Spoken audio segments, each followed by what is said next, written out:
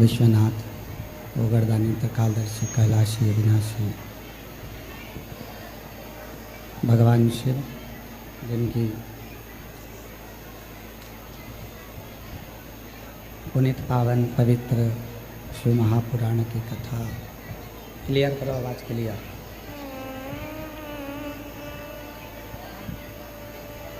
पुनीत पावन पवित्र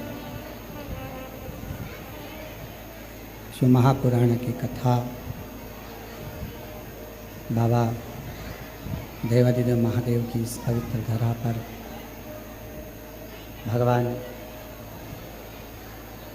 शिव जी के इस पवित्र धाम पर, बाबा कुबेरेश्वर की पवित्र भूमि पर श्रवण करने का सौभाग्य बाबा देवादिदेव महादेव की कृपा से, उनकी करुणा, उनकी उदारता से आप और हमको प्राप्त हुआ है।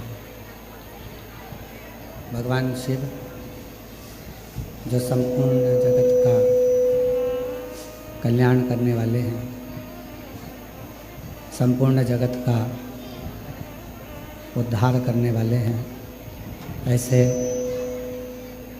भगवान देवादिदेव महादेव की पवित्र पावन शिव महापुराण की कथा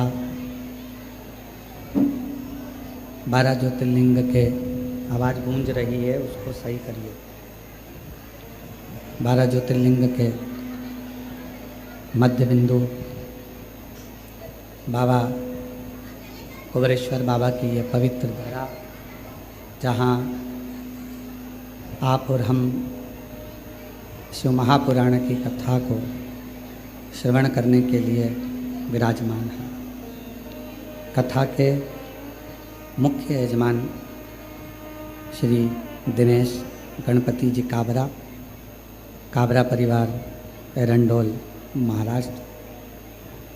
श्रीमती कला जी गुप्ता भोपाल से, गुप्ता परिवार भोपाल। एक बार दोनों यजमान परिवार के लिए बहुत बहुत साधुवाद, बधाइयाँ, जिन्होंने इस पवित्र पावन शिव महापुराण की कथा को दिव्यता और भव्यता के साथ में आयोजित किया। बाबा की बड़ी अनुपम कृपा, दया, करुणा है, जो कंकर शंकर की इस पवित्र भूमि पर भगवान देवादिदेव महादेव की कावड़ मेले में भगवान शिव की यह पवित्र कथा ऑनलाइन श्रवण करने का सौभाग्य प्राप्त हुआ है। पंडाल में आवाज़ नहीं है। भगवान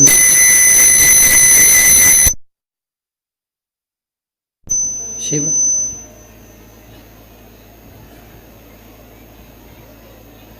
जो नित्य मानव हो, गंधर्व हो, अप्सरा हो, किन्नर हो, नाग हो, पशु हो, पक्षी हो, जल में रहने वाला, चाहे जलचर हो, चाहे थलचर हो, चाहे वायुचर हो, ऐसा कोई जीव नहीं जिसका मेरे शिव ने कल्याण नहीं किया।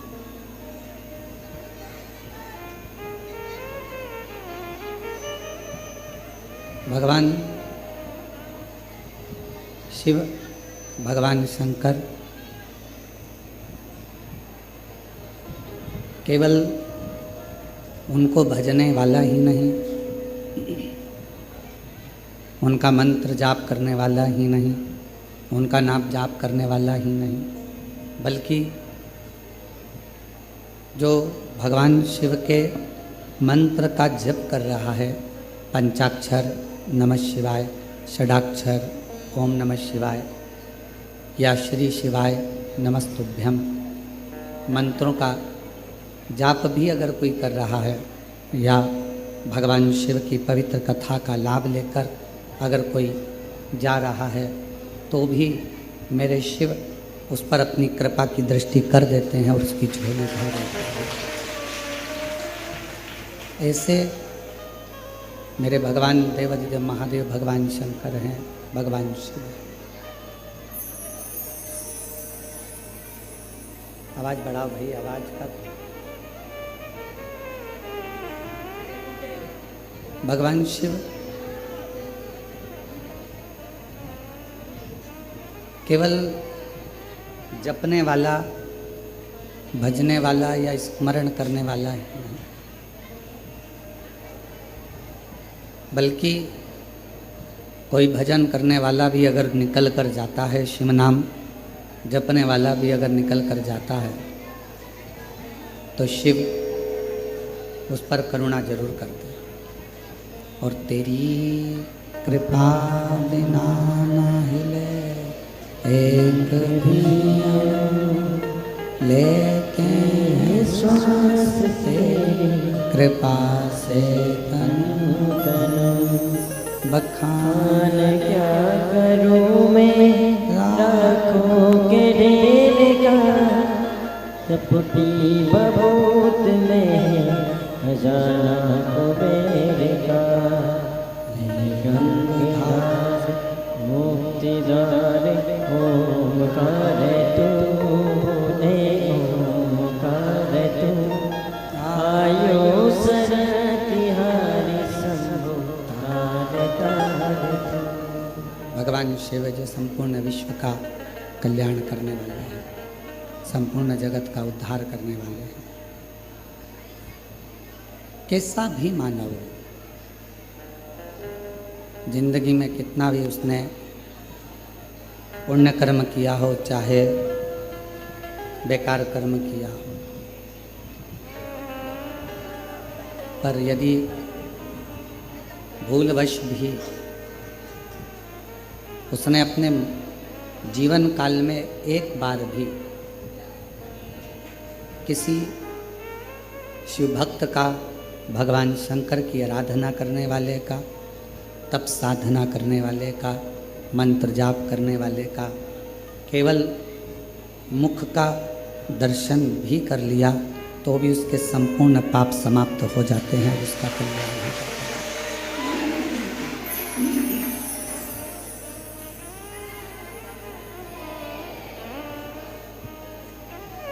इसलिए संपूर्ण जगत में भगवान शंकर के नाम जाप की, भगवान शंकर के मंत्र जाप की, भगवान राम के नाम जाप की, भगवान कृष्ण के नाम जाप की बड़ी महत्वता है।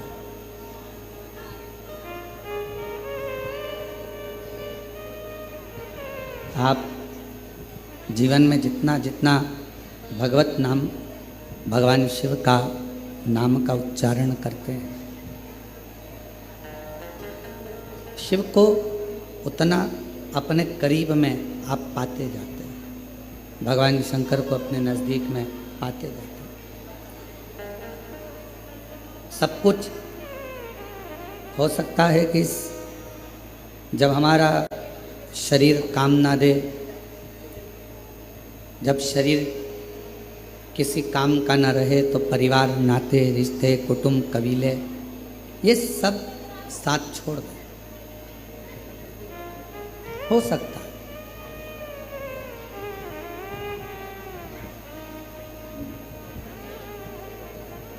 शरीर में अगर रोग आ जाता है, शरीर में अगर कष्ट आ जाता है, शरीर अगर कोई बड़ी बीमारी को अगर पकड़ लेता है, शरीर अगर किसी बीमारी से ग्रसित हो जाता है, तो हो सकता है कि कोई साथ दे ना दे,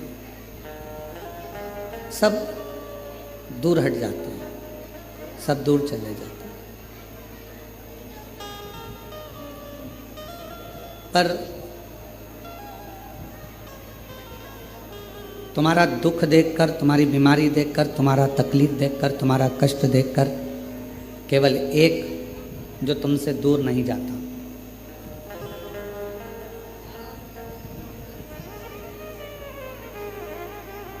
हम पहले भी कहे कि डॉक्टर शिव का एक रूप होता है। डॉक्टर भगवान शंकर का एक प्रतिबिंब स्वरूप होता है। परिवार वाले भले तुमको हाथ ना लगाएंगे, परिवार वाले भले तुमको ना छुएंगे, बीमारी में, रोग में भयंकर कोई तकलीफ आ जाए तो कोई तुमको छुएगा नहीं छुएगा, पर इतना जरूर है कि डॉक्टर तुमको छुएगा भी और तुम्हारा इलाज करेगा। क्यों? क्योंकि हम उसको शिव का एक स्वरूप मानते हैं। भगवान शंकर का एक प्रतिबिंब स्वरूप हम डॉक्टर को मानते हैं। अब जैसे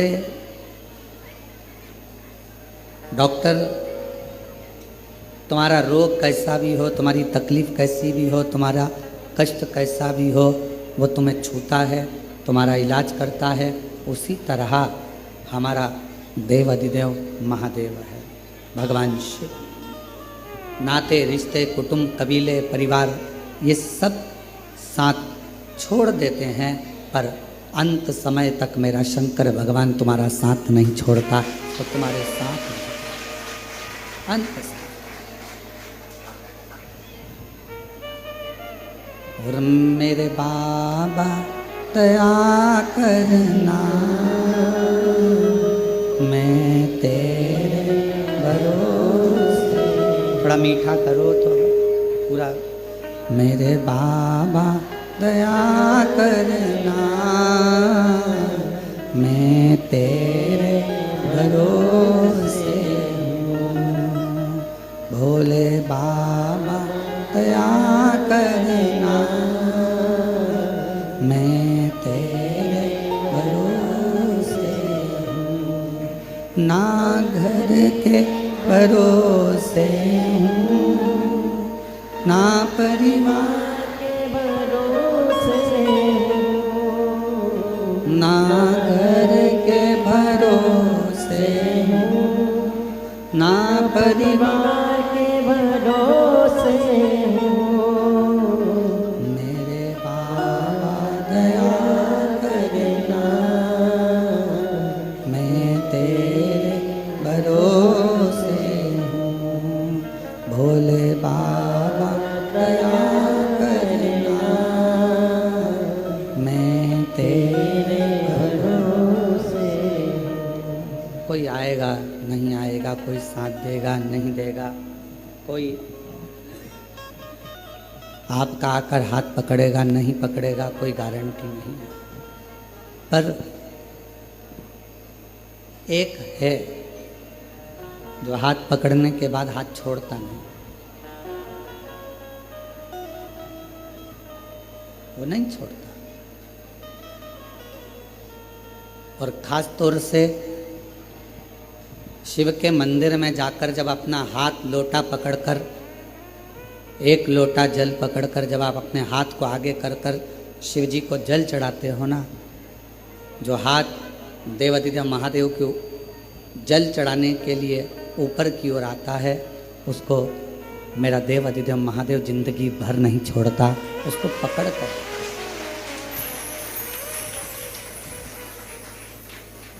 बस अपने कर्म को श्रेष्ठ करो। एक बार भगवान विष्णु जी के, भगवान नारायण के साले, माता लक्ष्मी जी के भाई, दाता विधाता,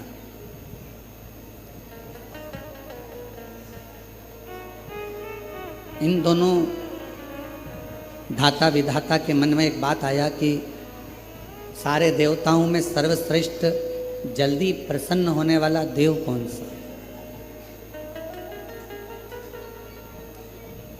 ऐसा कौन सा देवता है जो शीघ्र अतिशीघ्र प्रसन्न हो जाता?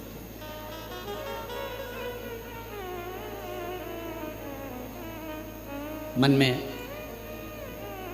भाव उत्पन्न हो गया। उस देवता का हम भी भजन करें, हम भी पूजन करें, हम भी स्मरण करें, आखिर वो देवता है कौन सा? और भगवान नारायण जी के, भगवान विष्णु के साले, माता लक्ष्मी जी के भाई दाता विधाता,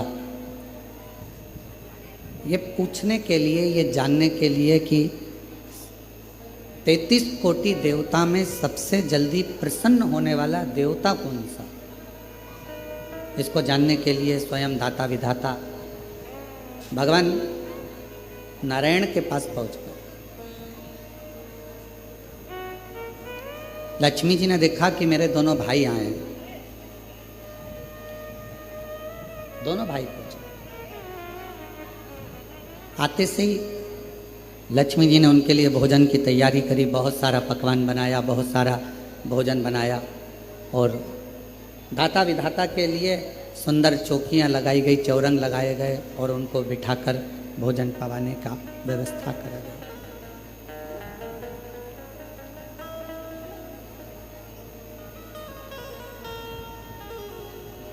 लक्ष्मी जी ने अपने दोनों भाई दाता विधाता से पूछा, आज बहुत समय के बाद आप लोग बैकुंठ आए हो, कैसे आना हुआ इस बैकुंठ की पवित्र धरा पर? क्यों आए?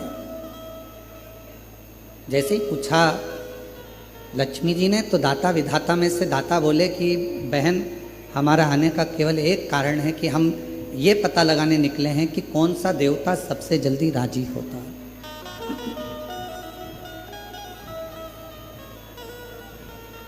वो देवता है कौन सा जिसको कोई पूजन करे तो भी राजी है, पूजन ना करे तो भी राजी है, कोई जल चढ़ाए तो भी राजी है और जल ना चढ़ाए तो भी राजी है, कोई आराधना करे साधना करे तो भी राजी है और कोई आराधना साधना ना करे तो भी राजी है, कोई उसका जप करे, मंत्र जपे तो भी राजी है और मंत्र ना जपे तो भी राजी है कौन सा?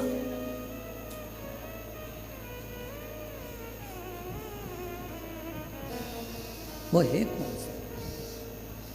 और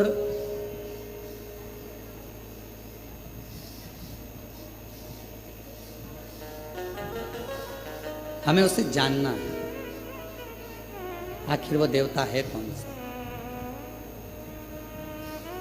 भगवान नारायण तो उस समय पर नहीं थे, पर माता लक्ष्मी सुन रही थी और माता लक्ष्मी श्रवण करते करते करते करते माता लक्ष्मी जी के मन में भाव आया कि अब मैं क्या तुमको बताऊं, कौन हो सकता है,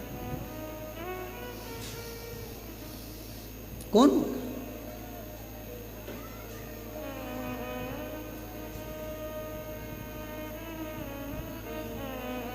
किसका नाम लूं मैं? लक्ष्मी जी ने कहा कि अभी तो तुम भोजन प्रसाद ग्रहण करो, भोजन प्रसाद ग्रहण करने के बाद आप अपने जीजा जी से बात करना, बहनोई जी से बात करना, हो सकता है वो कुछ बताएं आप।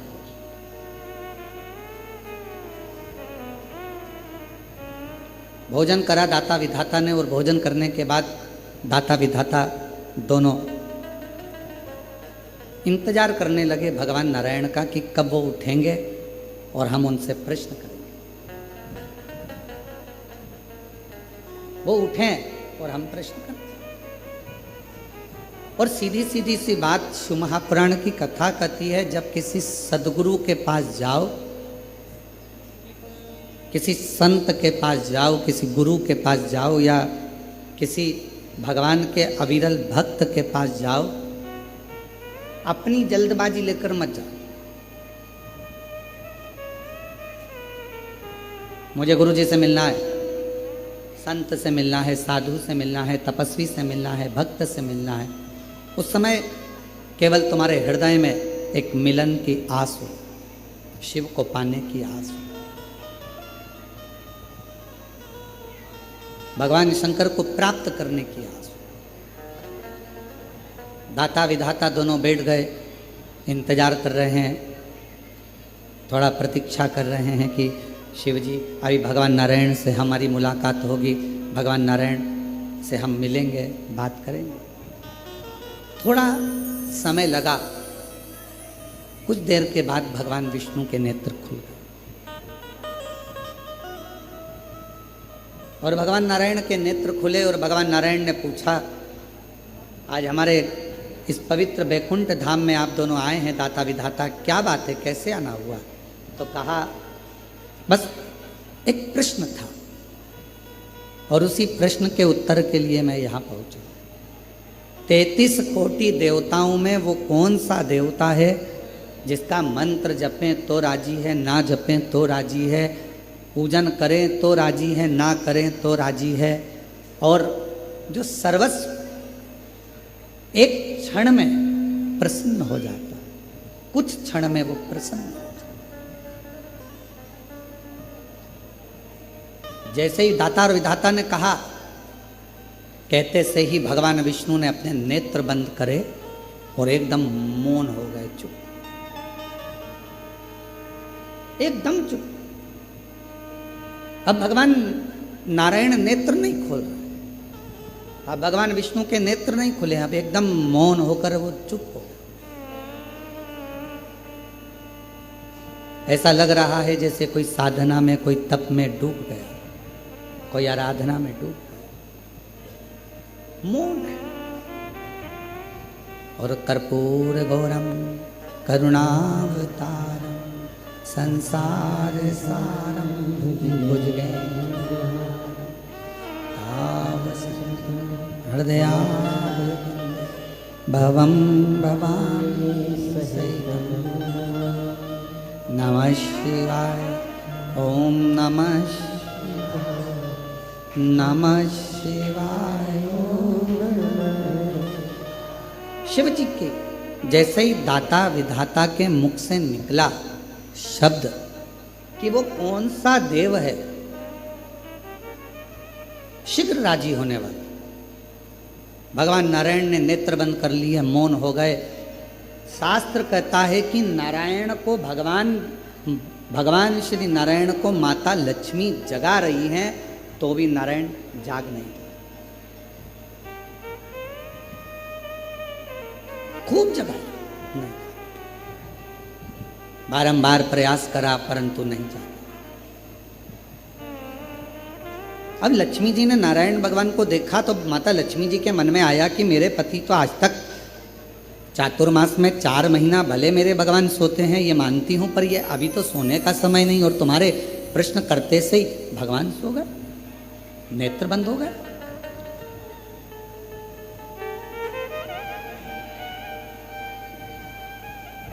केवल प्रश्न करा आपने और भगवान विष्णु के नेत्र बंद हो गए, भगवान नारायण के नेत्र बंद हो गए। ये कैसे हो गया, क्या हो गया, ये समझ में नहीं आया। और शंभु शरणे पड़ी मांगू घड़ी रे दुख, सब बोलो, दया दर्शन ओ शंभु शरणे पड़ी मांगू घड़ी रे दुख काटो, दया करीन दर्शन। आखिर ऐसा प्रश्न में क्या है कि भगवान नेत्र बंद कर लिए, बोलने को तैयार नहीं है, मौन हो गए, डूब गए किसी मंत्र के अंदर। क्या लक्ष्मी जी ने अपने दोनों भाई के विनय करा, निवेदन करा कि मुझे बड़ा बुरा लग रहा है कि तुम्हारे जीजा जी ने जवाब नहीं दिया, तुम्हारे बहनों ही जवाब नहीं दिए, इस बात का मुझे बुरा लग रहा है। पर मैं माता ब्रह्माणी जी से निवेदन करती हूं कि ब्रह्मा जी इसका जवाब दे दो,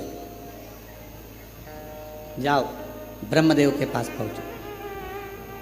थोड़ा कथा पर ध्यान देना, बड़ी सुंदर कथा है।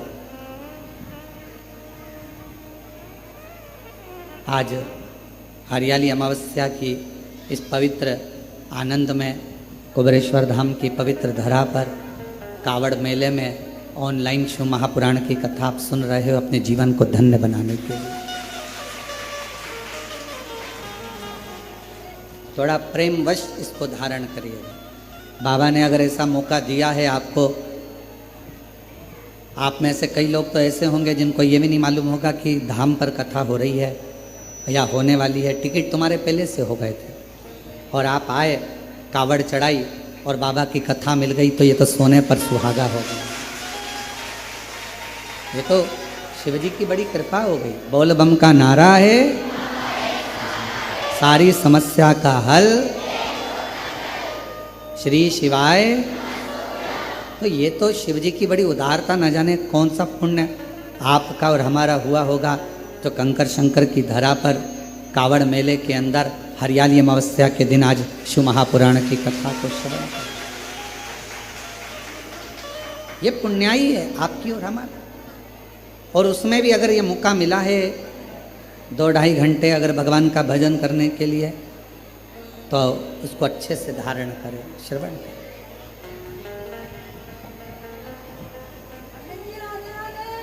भगवान शिव, भगवान शंकर अब दाता विधाता से माता लक्ष्मी जी ने कहा, माता लक्ष्मी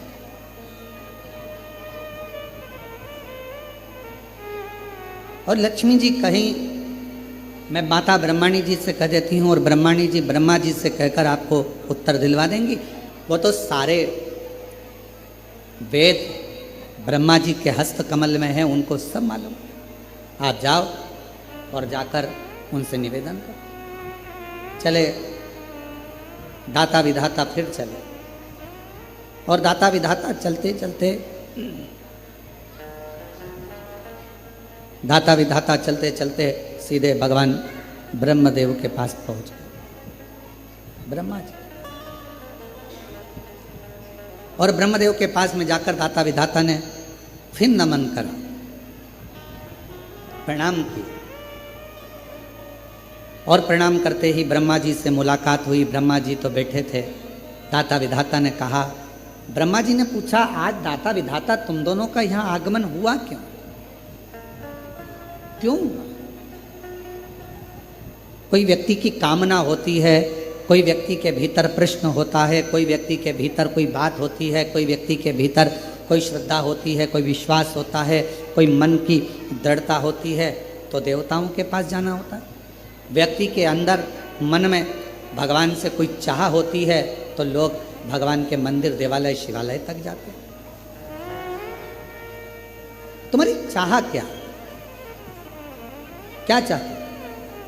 भगवान ब्रह्मा जी ने जैसे पूछा, पूछते से ही दाता विधाता ने कहा कि बस एक छोटा सा निवेदन है हमारा, हमको ये पूछना है कि सारे देवताओं में वो कौन सा देवता है जो शीघ्र राजी हो जाता है? जप करें तो ठीक, ना करें तो ठीक, भजन करें तो ठीक, ना करें तो ठीक, पूजन करें तो ठीक, ना करें तो ठीक। जैसे ही ब्रह्मा जी के सामने बात गई और ब्रह्मदेव भी अपनी साधना में मौन हो गए, चुप। कोई मुख से, किसी मुख से ब्रह्मा कुछ बोल ही नहीं रहा, एकदम कुछ नहीं, कोई शब्द ब्रह्मा जी के मुख से निकल ही नहीं रहा, कोई अक्षर ब्रह्मा जी बोल ही नहीं पाए, मौन।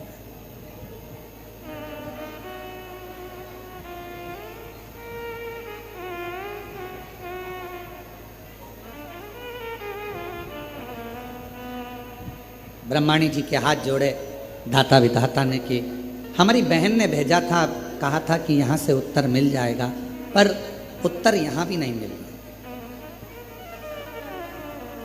माता ब्रह्माणी जी ने हाथ जोड़कर कहा, ब्रह्मा जी को तो नींद आती नहीं, सोते नहीं।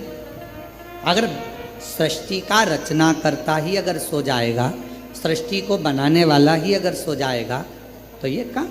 ब्रह्मा जी की मात्र पलक झपकी थी और पलक झपकने के बाद ब्रह्मा जी के हाथ से वेद खसक गए थे और वो वेद हयग्रीवा ने ले लिए थे। एक क्षण पलक झपकी, वेद गिर गए, ब्रह्मा जी ने वो वेद हाथ से गए और हयग्रीवा ने ले लिए। तो ब्रह्मा जी के तो नेत्र भी बंद नहीं होते, कई कल्प निकल जाते हैं तब ब्रह्मा जी की पलक झपकती है, कई कल्प निकल जाते हैं। तो हम तो ये भी नहीं कह सकते कि ब्रह्मा जी को निंद्रा आ गई है, ब्रह्मा जी सो गए। ब्रह्माणी जी कहती हम जानते हैं कि ब्रह्मा जी किसी तप में, किसी साधना में खो गए। अब आप बताएं हम किसके पास जाएं?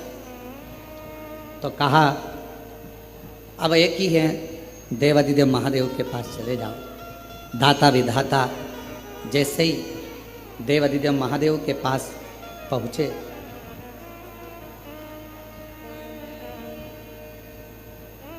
जैसे ही देवादिदेव महादेव के पास में पहुंचे तो क्या देख रहे थे? देवादिदेव महादेव के पास पहुंचते से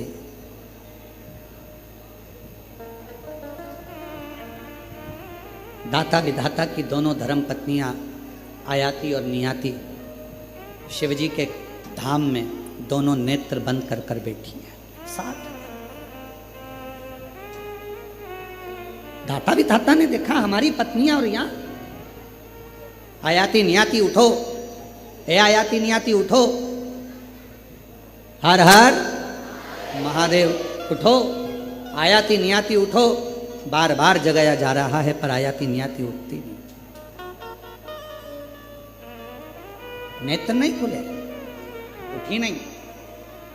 और दाता विधाता आए भगवान शिव के धाम पर, कैलाश पर आते सही दाता विधाता ने जैसे ही माँ अम्बा जगदम्बा माता पार्वती जी को प्रणाम किया, माँ जगत जननी ने उत्तर दिया, क्या चाहते हो? बस एक प्रश्न लेकर आए हैं कि 33 कोटि देवता में वो कौन सा देवता है जो जल्दी राजी हो जाता है? पार्वती जी ने कहा एक काम करो, जहां पर तुम्हारी धर्म पत्नियां बैठी हैं वहीं तुम भी बैठ जाओ, थोड़ी देर बैठो, उत्तर मिल जाएगा।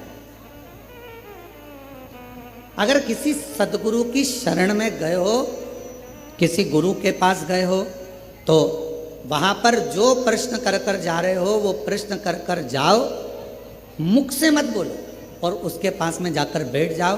तुम्हारे अंदर जो प्रश्न चल रहा होगा, अगर सच्चा गुरु होगा तो तुमसे बैठे बैठे ही तुम्हारे बोले बिगड़ ही तुम्हारे प्रश्न का उत्तर उस अपने आप दे देगा।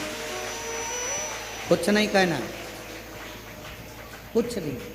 हम तो बाबा के भरोसे चलते हैं, हम तो बाबा के भरोसे चलते हैं, ये दुनिया वाले जलते हैं, ये दुनिया वाले जलते हैं, हम तो बाबा के भरोसे चलते हैं, डमरू वाले के भरोसे चलते हैं, सीहोर वाले के भरोसे चलते हैं। अब सतगुरु के पास, सच्चे भक्त के पास, संत के पास अगर आप पहुँचे हो, आपको कुछ नहीं बोलना, जाकर बैठ जाना है।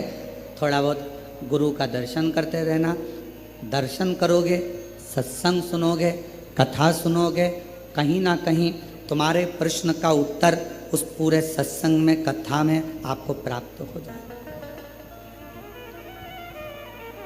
एक फैशन, दूसरा व्यसन, तीसरा संग, चौथा सत्संग। इन चारों का अलग अलग क्रम है। क्या क्या? जम के बोलो। पहला फैशन, दूसरा व्यसन, तीसरा संग और चौथा सत्संग। चारों का अलग अलग है। फैशन क्या करता है? आपको ऊपर से अच्छा करता है। कपड़े की डिजाइन चेंज हो गई, आप ऊपर से अच्छे लगोगे। बाल की डिजाइन चेंज हो गई, आप ऊपर से अच्छे लगोगे। बहुत सारे आते हैं नई नई राय देने के, हमसे भी आकर जो मिलने आते हैं तो कई बार बहुत विद्वान भी आता है, बच्चे हैं वो तो कहने में कुछ भी कह जाए। ओ गुरुजी, तुम्हारे आगे के पूरे बाल उड़ गए, हमारे उधर एक डॉक्टर है वो ट्रांसप्लांट कर देता।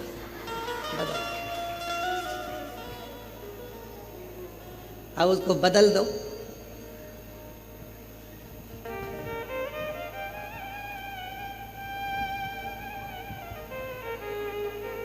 तो हमने कहा वो लगाया हुआ और फिर वापस निकल गया, तो कहे वो तो बिल्कुल फिट करते हैं अंदर से, तो वो उगते रहते हैं। अच्छा, हमने कहा ठीक है। अब हमने कहा संसार सागर में आज के जमाने में शंकर भगवान अपने भक्त के मस्तक पर चंद्रमा तो नहीं रख सकते, पर चांद जरूर बना देते हैं। अब जो शिवजी ने गिफ्ट में दिया है उसको क्यों चेंज किया जाए? बोलो सही है कि गलत? जो मेरा भोला बाबा, मेरा शंकर, मेरा त्रिकालदर्शी, कैलाशी, अविनाशी ने जो दिया उसको कौन बना?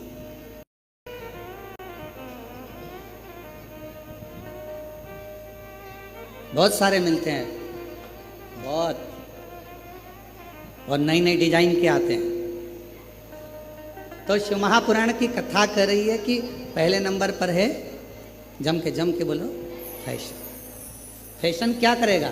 आपको बाहर से बदलेगा, आपको बाहर से चेंज करेगा। अंदर से चेंज करेगा क्या? नहीं। आपको बाहर से बदल रहा है पर भीतर से।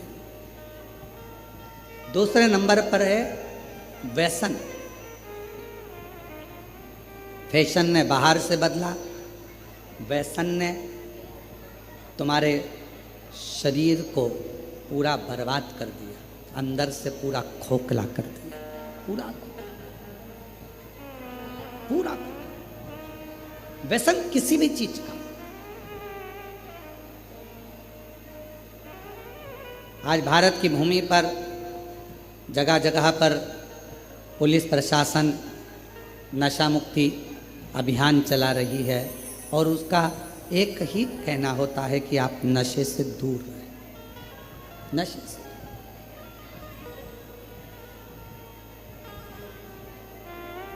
कई लोग हमसे भी कहते हैं कि आप अपनी कथा में लोगों को संकल्प दिलाया करो कि लोग नशे से मुक्त हो जाए।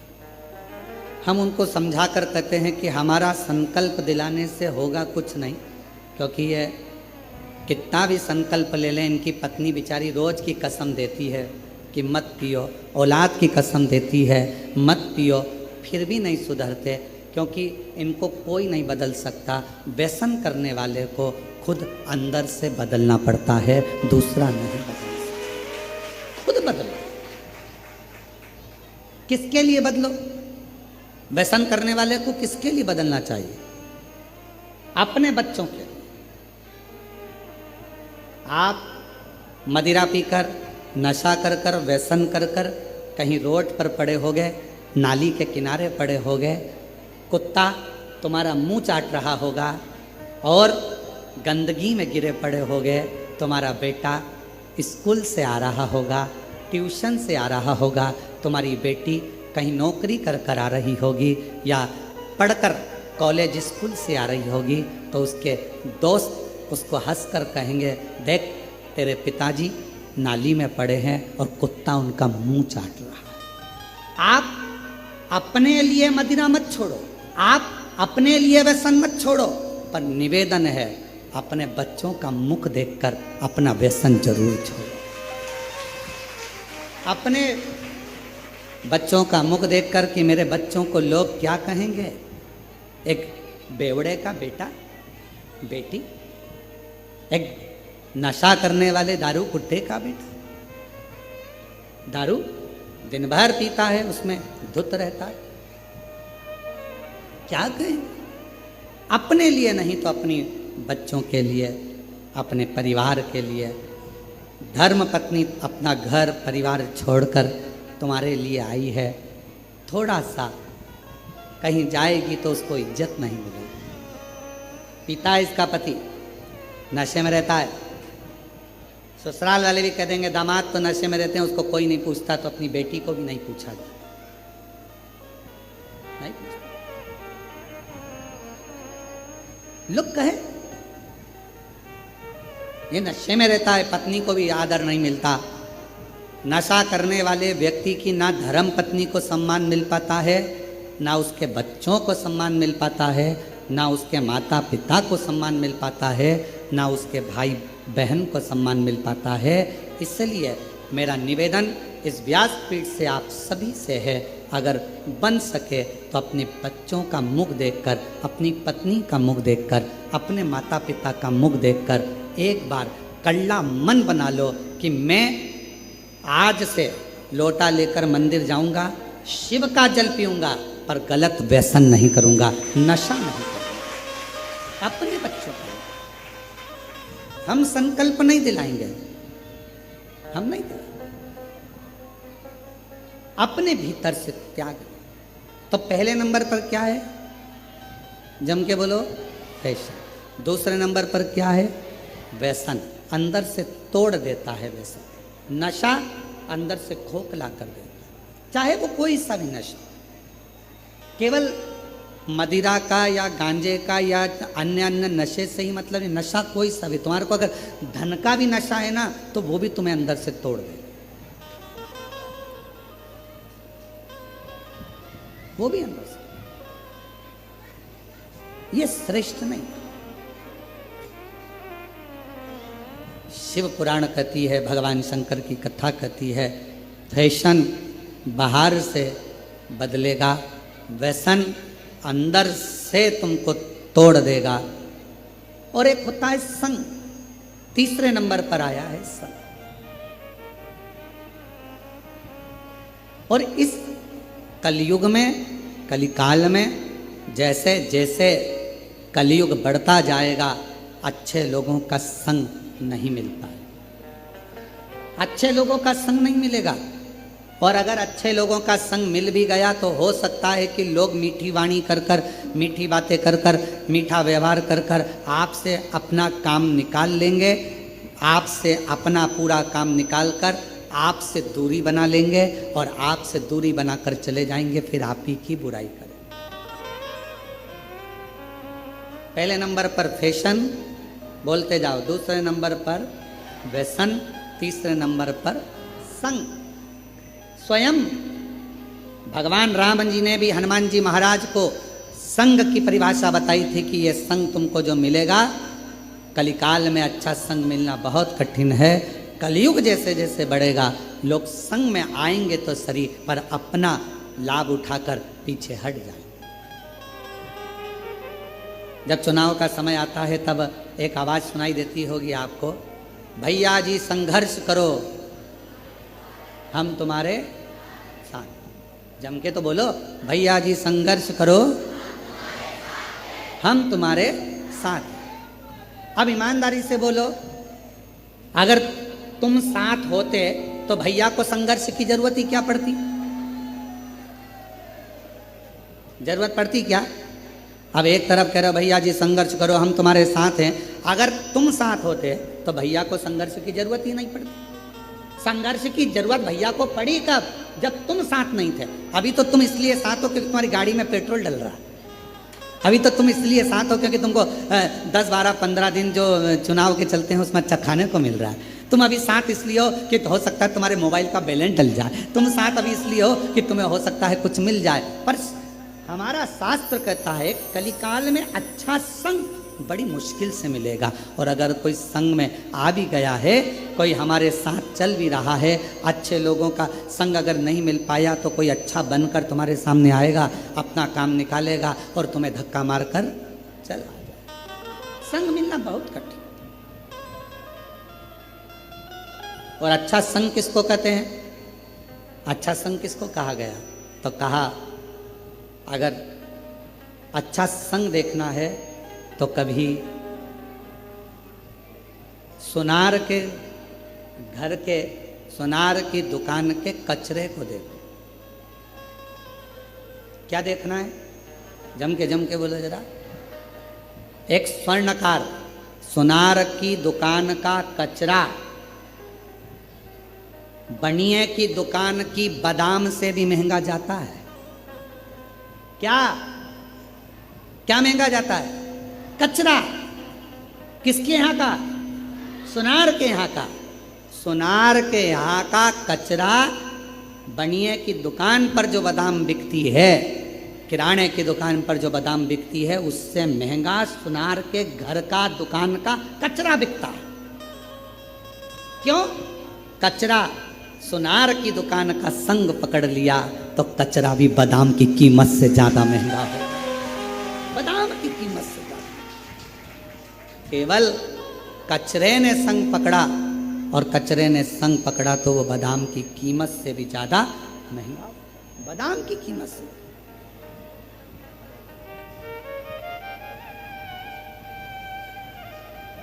आप अच्छा संग करेंगे तो आपकी कीमत बढ़ेगी, अच्छा संग नहीं कर पाएंगे तो कहाँ कीमत बढ़ेगी। दुनिया में कई लोग ऐसे हैं मक्खी की तरह कि मक्खी को कितना भी समझाओ कि फूल रखा है, अब मक्खी को देखो तुम, ये माला रखी है, माला पे एक मक्खी नहीं मिलेगी तुम्हें। फूल अच्छा है, फूल पे मक्खी नहीं मिलेगी। गुलाब का फूल रखा है, कमल का फूल रखा है, खूब अच्छा खुशबूदार फूल रखा है, मक्खी उस पर नहीं बैठेगी। मक्खी की आदत क्या है? हमेशा गंदी जगह पर जाकर बैठती है। अब मक्खी को कोई पकड़ कर ज्ञान दे, अच्छी जगह बैठ जा, इतनी सारी जगह है, क्यों गंदी जगह बैठती है? देख कितनी अच्छी जगह पड़ी है, फूल पड़ा है, इत्र पड़ा है, खूब अच्छी जगह पड़ी है, वहाँ बैठना। कहाँ तू गटर में पड़ी है, कहाँ गंदे कचरे पर पड़ी है, कहाँ गंदी गंदी जगह पर बैठ रही है? अच्छी जगह बैठ। पर मक्खी जैसे संसार में ना जाने कितने लोग हैं जो दिन रात इनको समझाया जाता है, अच्छा देखो, अच्छा बोलो, अच्छा करो, अच्छा सुनो, पर फिर भी वो मक्खी की तरह होते हैं। ना वो अच्छा देख पाते हैं, ना अच्छा बोल पाते हैं, और ना अच्छा सुन पाते हैं। वो समझ ही नहीं पाते, उनको समझना मुश्किल। संग किसका? संग किसका?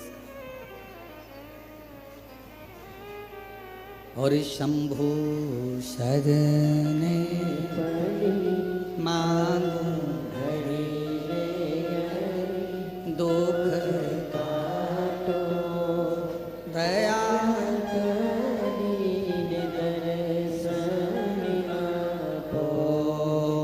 शंभु शरणे मांगो दुख दया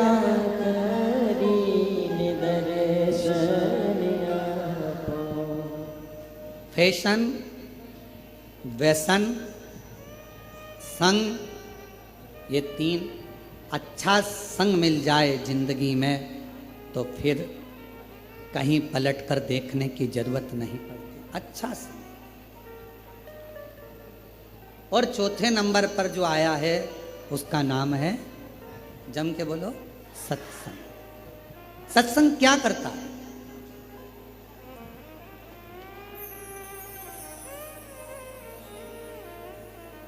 क्या करेगा सत्संग? सत्संग सबसे बड़ा काम करता है, जो तुम्हारा अहित चाहता है उसको दूर करता है। किसी ने कहा, शिव महापुराण की कथा हम सुनते हैं तो हमारे अपने ही हमको गाली देते हैं, हमारे अपने ही हमको अपशब्द कहते हैं। हम शिव जी के मंदिर जाते हैं तो हमारे अपने ही हमको आड़ा टेढ़ा कहते हैं। हम शंकर भगवान के मंदिर पहुंचते हैं तो लोग हमें ताना देते हैं, लोग हमें गाली देते हैं, अपशब्द कहते हैं। हम भगवान का मंत्र जाप करते हैं तो लोग ताना कहते हैं।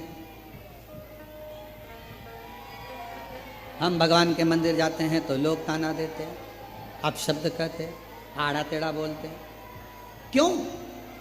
किससे? क्या कारण है इसका? कारण तो कहा, भगवान देवाधिदेव महादेव अपना बनाने से पहले मेरे शंकर भगवान जब आपको अपना बनाते हैं उसके पहले जो आपसे ईर्ष्या रखने वाले हैं, केवल सामने मीठा बोलते हैं और बाद में आपको धक्का देने वाले हैं, मेरे शंकर भगवान सबसे पहले उनको आपसे दूर कर देते हैं।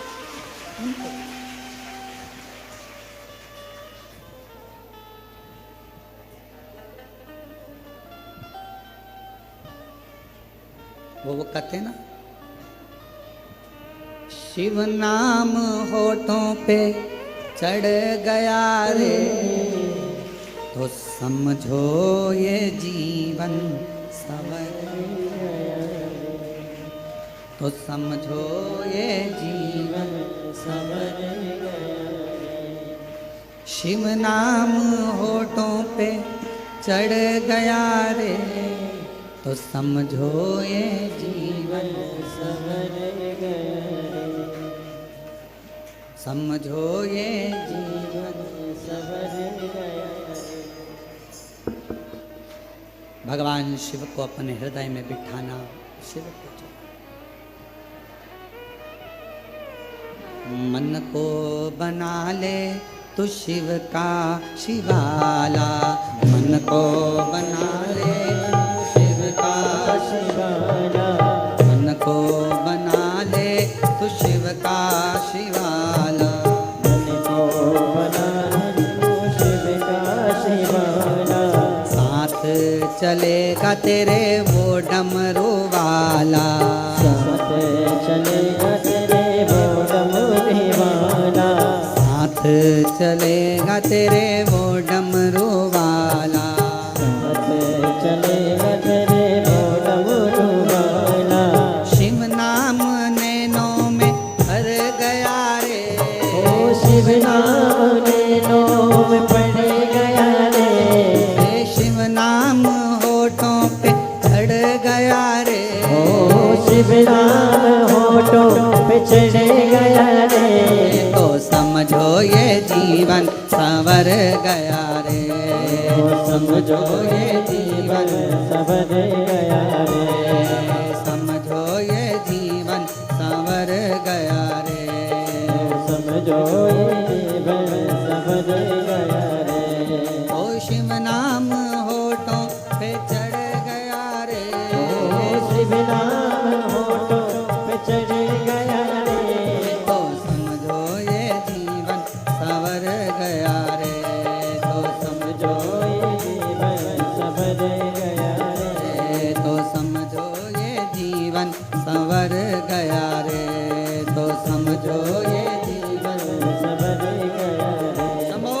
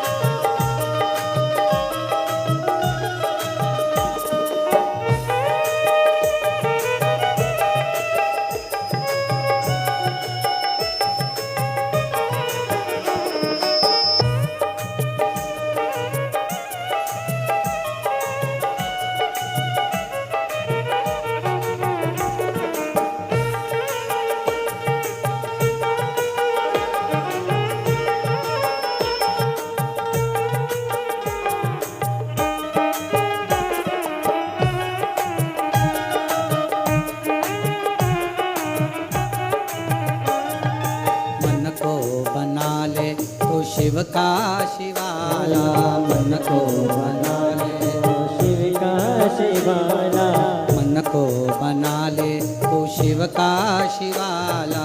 मन को बना ले तू शिव का शिवाला। संग चलेगा तेरे वो डमरू वाला। संग चलेगा तेरे वो डमरू वाला। ओ संग चलेगा तेरे वो डमरू वाला। संग चलेगा तेरे वो डमरू वाला। शिव नाम होठों पे चढ़ गया रे। शिव नाम होठों पे चढ़ गया रे। तो समझो ये जीवन बदल गया रे। समझो ये जीवन बदल गया रे। तो समझो ये जीवन बदल गया रे। तो समझो ये जीवन बदल गया रे।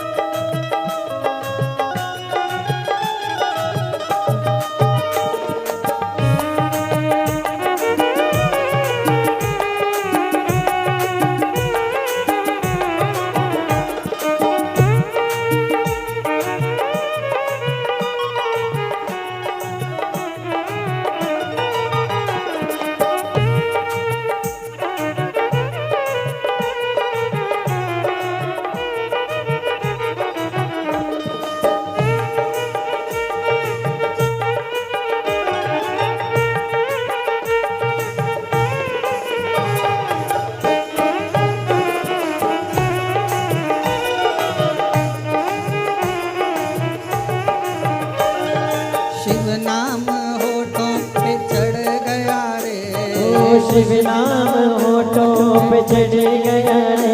ओ शिव नाम होठों पे चढ़ गया रे। ओ शिव नाम होठों पे चढ़ गया रे। तो समझो ये जीवन सवर गया रे। समझो ये जीवन सवर गया रे। समझो ये जीवन सवर गया रे। ओ शिव नाम होठों पे चढ़ गया रे। शिव नाम होठों पे चढ़ गया रे। समझो ये जीवन सवर गया रे। समझो ये जीवन सवर गया रे। समझो ये जीवन सवर गया। शिव नाम होठों पे चढ़ गया रे। शिव नाम होठों पे चढ़ गया रे। समझो ये जीवन सवर गया रे। समझो ये जीवन सवर गया रे। समझो ये जीवन सवर गया रे। समझो ये जीवन सवर गया। हार हार महादेव है। अपने स्थान पर बैठ जावें और बाबा से मन से प्रार्थना करें। जो लोग दरवाजे के पास खड़े हैं उनसे भी निवेदन है कि कहीं जगह मिल जाए तो बैठकर प्रार्थना करिए। आप लोग कंकर शंकर की भूमि पर आए और इस धरा पर अगर कथा श्रवण करने का सौभाग्य मिला है तो जहाँ जगह मिले वहाँ बैठ जाए। कोई भी दरवाजे के पास भी कोई खड़ा नहीं रहेगा। वहाँ पर जितने लोग बैठे हैं, अगर आपके पास कोई खड़ा है तो उसको नीचे बिठा दीजिए। जहाँ जगह मिले, नहीं तो पीछे जाकर जहाँ भी आपके पास जगह हो, कंकर शंकर की पूरी धरा पर माइक लगाए गए हैं, आवाज़ आ रही होगी आपको। आप लोग बैठकर प्रार्थना करिए। बड़े सौभाग्य से तो ये समय आप लोगों को मिला है बाबा को कहने का, बोलने का।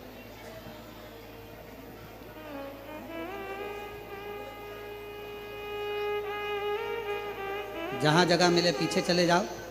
जो लोग खड़े हैं दरवाजे के पास, उनको पीछे भेज दीजिए।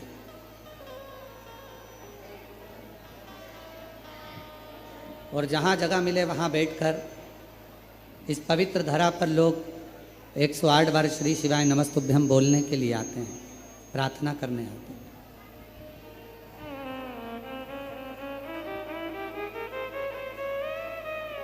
बड़े भाव से, हृदय से आज सुंदर हरियाली मावस का पवित्र आनंदमय पर्व, कुबेरेश्वर बाबा की पवित्र भूमि, ऑनलाइन शिव महापुराण की कथा, बाबा को अपने मन का भाव श्रावण के इस पवित्र कावड़ मेले में हृदय से प्रार्थना करें। सभी साथ में बोलेंगे, प्रार्थना करेंगे।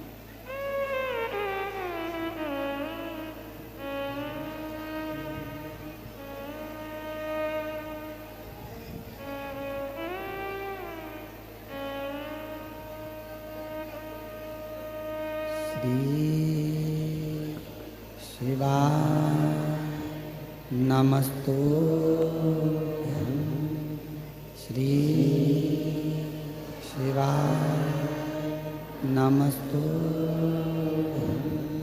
श्री शिवाय नमस्तुभ्यं श्री शिवाय नमस्तुभ्यं श्री शिवाय नमस्तुभ्यं। भोला सब दुख काटो हमारा, ओ भोला सब दुख काटो हमारा। शिव शंकर जपो तेरी माला, भोले बाबा जपो तेरी माला। भोला सब दुख काटो हमारा, ओ भोला सब दुख काटो हमारा। वेश मंगलकारी, वेश मंगलकारी। शमशान वासी हमारा, शमशान वासी हमारा। ओ भोला सब दुख काटो हमारा, ओ भोला सब दुख काटो हमारा।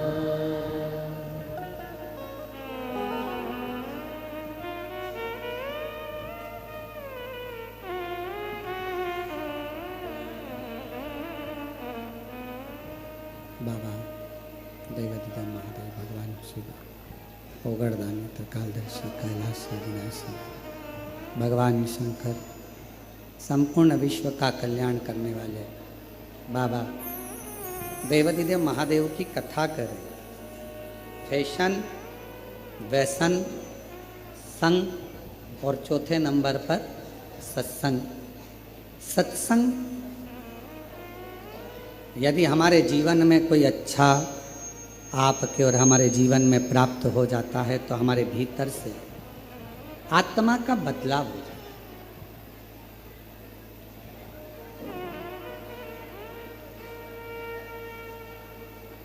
एक शब्द आप लोगों ने सुना है कभी जीवन में, और ऐसा उम्मीद है कि सुना होगा, आत्मा परमात्मा। सुना है कि नहीं सुना? क्या कहते हैं? जम के बोलो जरा, आत्मा परमात्मा।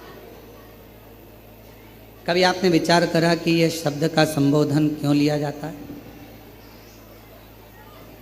क्यों इन शब्दों का प्रयोग किया जाता है? किस लिए इन शब्दों का बोला जाता है? ये आत्मा और परमात्मा, फिर से बोलो एक बार, परमात्मा, ये दो शब्द हैं। शिव महापुराण की कथा कहती है आत्मा परमात्मा दो शब्द, और दोनों को समझें, दोनों को समझें। तुम्हारे शरीर में अगर दुख होगा, तुम्हारे शरीर में अगर कष्ट होगा, तुम्हारी पत्नी, तुम्हारा पति, तुम्हारा परिवार, ये सब तुम्हारे दुख को देख लेंगे, समझ लेंगे। जम के बोलो। शरीर में अगर दुख है तो परिवार वाले भी देखेंगे, पत्नी भी देखेगी, पति भी देखेगा, सब देखेंगे, सब देखेंगे।